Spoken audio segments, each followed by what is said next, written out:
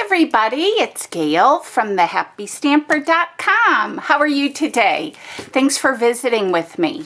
Well, with it being July, that means that it's time for my Christmas in July card ideas and projects. So I've got a cute one today to share with you. I'm kind of doing the country bumpkin thing.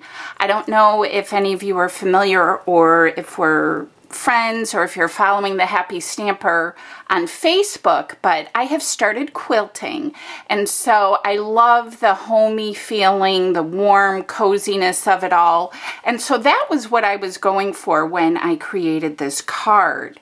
So let me share with you how I went about creating this, and if you'd like to see, go ahead, stick around, and we'll get started.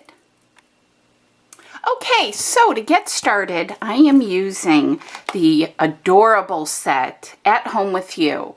I based my free kit with purchase this month around this set, which I just love. It's so versatile. It has something for spring and fall and the holidays.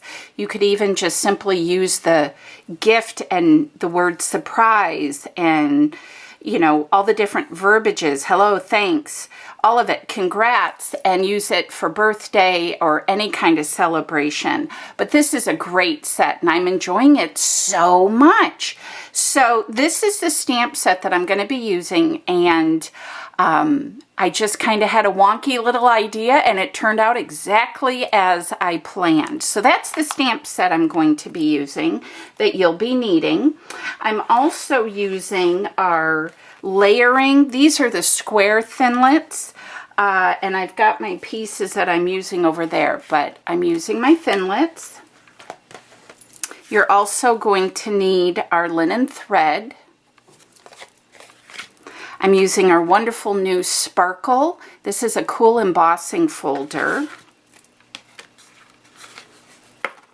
And then I've got a scratch piece of our real red and whisper white cardstock, and those are just scratch pieces, so you don't need anything super big. You're also going to need our garden green ink pad and also our real red ink pad. And then the two stamps that I'm using out of the set, I hope this will show up, is the Merry Christmas. That's going to be my sentiment in red. And then I am also using the bow that is used from the stamp set. Okay, so I'm going to start with that. Let me give you some card measurements too. You're going to need a piece of garden green, and this is going to measure 5. It's going to be the long way here. 5, and I believe I'm doing this right, 4/16, 4 of like the 1/4 inch size ones or the 1/2 inch ones, 5 and 4/16. So not quite 5 1/2. And then this is going to be 2 1/4. Okay, so I hope that is correct when I'm saying 5 and 4/16. I think I'm right, but math is not my strong suit. Okay, and that we are going to just go ahead and put right into our embossing folder because that's what we're going to do with that piece. And then lastly, you're going to need a piece of crumb cake. This is an 8.5 by 11 sheet of cardstock that is cut at 5 1/2, and then you simply score it at 5 1/4. I've got that written down here for you at 5 1/4.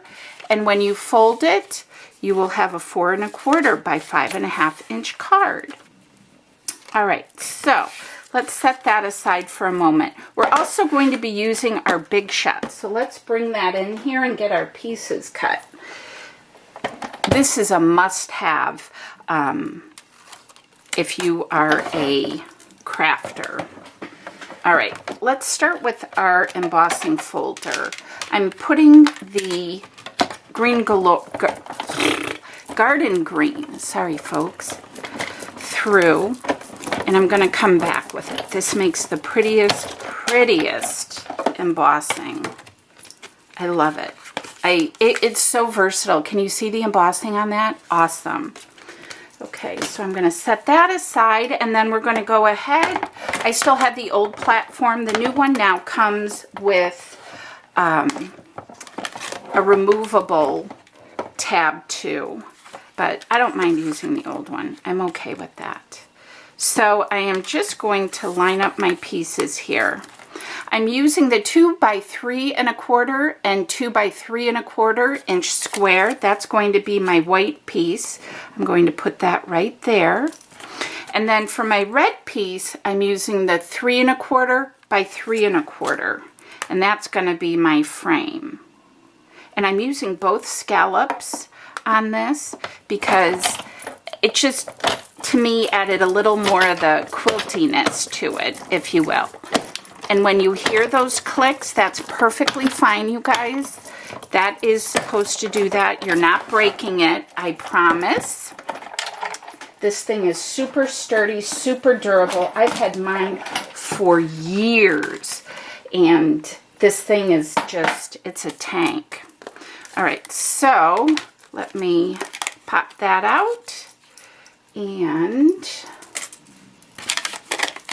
pop out my red piece because those are going to get layered together. This is really fun, so I hope you like this. I was like, oh yay, I had this idea in my mind, and then it actually worked out the way I wanted it to, so that's always really nice.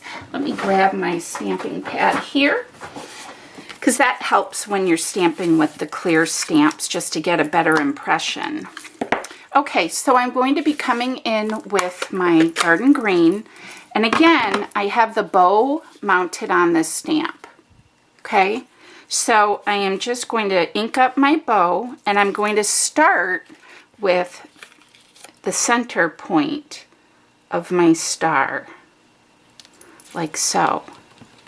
And I'm just going to turn my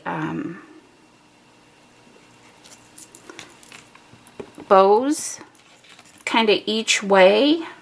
I hope I'm not getting my head in this. I apologize if I am. To make a little star. And it's kind of a country star, if you will, guys. I think so anyways. I think it's so cute. It's just cuteness.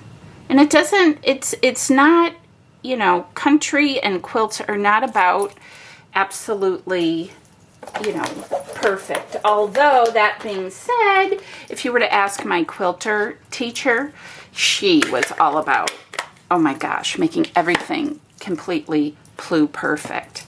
So that, you guys, is how I made that cute star. Isn't that so fun? I love it. Okay, so let's set that aside for a second, and I'm going to grab my adhesive and adhere this focal piece, this cute little country star made out of ribbons, to the front piece here. And I'm going to take, let's see, about 9 inches to make my bow. I probably don't need that much. Maybe I'll do a little less because it's not a big bow, but I'm going to take about that much. I'm going to triple it up and have a nice thick bow. Sorry if I was out of range there. Have a nice thick bow like so, because it just wouldn't be country if you didn't have a little twine and talk with a little twang and all that kind of cute fun southern stuff. But I just, oh my gosh, you guys, the quilting is so fun. I can totally see how people get hooked on it. Because I'm ready to make another one. I'm going to do a t-shirt quilt next for my daughter. So, if you're a quilter, woot woot! Yay for quilters. All right, I'm going to grab a glue dot and I'm going to apply this to the bow. And then I'm going to put this in the center there. Oh my gosh, that's so cute! All right, I can move that out of the way. And then, let's see, I have pop dots. I have pop dots right here. We're going to adhere some of these, one in the center, and then one in each corner to keep it nice and sturdy. and get those off of there. Easy peasy, quick and easy. This would be a great card to, you know, do a ton of for Christmas. So if you're looking for something a little more rustic with a little more country charm to it, this might be right up your alley, you guys. I really like it. Okay, so let's just adhere this. I want to leave just a little trim of on the side here.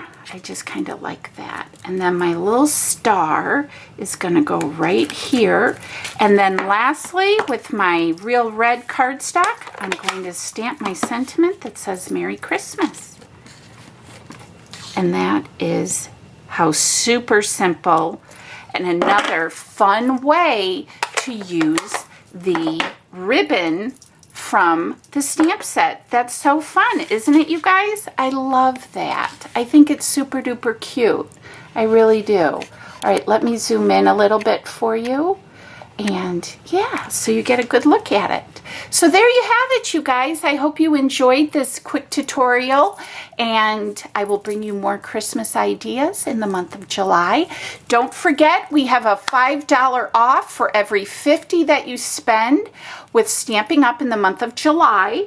And then, of course, the wonderful add-on of the essential package, gift package to the starter kit. So yeah, you can find those videos. My last video, I believe, was that. So check all that out and get your $5 coupons, and I'll see you guys in the next video. Have a great day, and as always, hugs from me to you. Bye, guys.